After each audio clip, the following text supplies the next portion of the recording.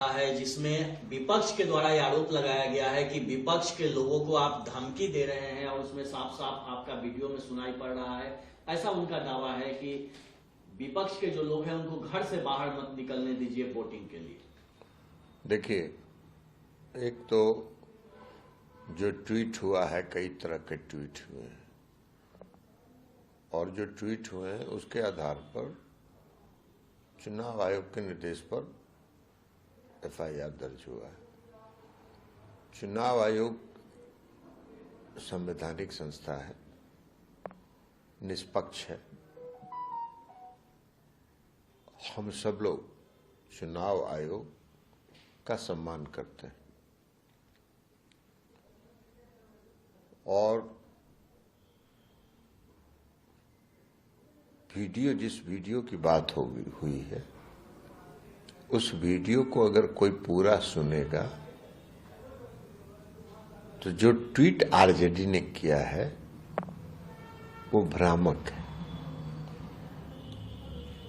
जिस गांव की ये वीडियो है उस गांव में आरजेडी के एक दबंग नेता रहते हैं।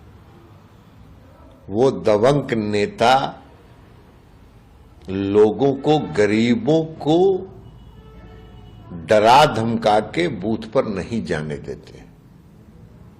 मैंने यही कहा कि ये नेता अगर गरीबों को डराएं धमकाएं तो गांव के लोग उनको घेर के बंद करिए और अगर वो मतदान करने के लिए जाना चाहें तो उनको चुनाव बूथ पर मतदान कराइए और मतदान करा के उनको फिर से घर में रहने पर मजबूर करिए।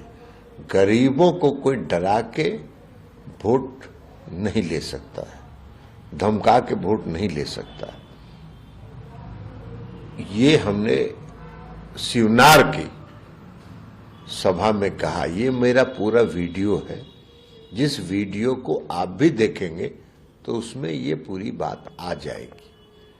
दूसरा कि उसी दिन मोकामा के जो चुनाव कार्यालय में मैंने कार्यकर्ताओं को कहा कि मोकामा नगर परिषद के 15 से 27 नंबर वार्ड तक जो गरीबों का वोट है वहां कुछ लोग जाके गरीबों को डरा रहे हैं, धमका रहे हैं और ये कह रहे हैं कि 6 इंच छोटा कर देंगे।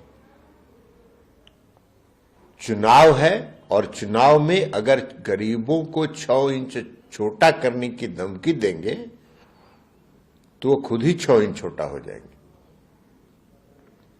इसमें कौन सा डराने की बात है?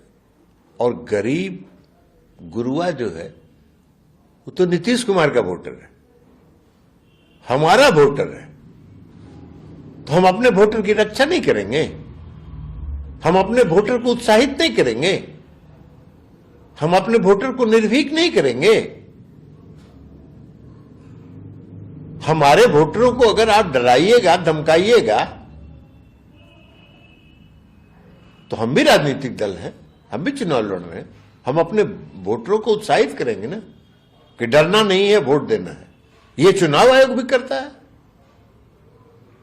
चुनाव आयोग भी यही कहता है कि बिना डर भय के वोट दीजिए। तो इसमें मैंने क्या कहा? हाँ, और दूसरा हम जरा आरजेडी से एक सवाल पूछना चाहते हैं कि मोकामा के टाल में एक घटना हुई। घटना दर्दनाक है, दुखदाई है।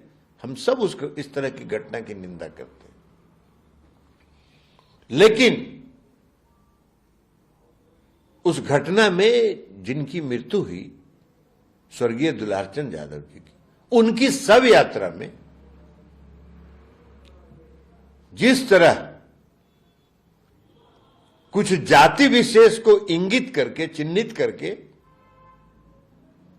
जिस भद्दी गाली का इस्तेमाल किया गया और आरजेडी के दोनों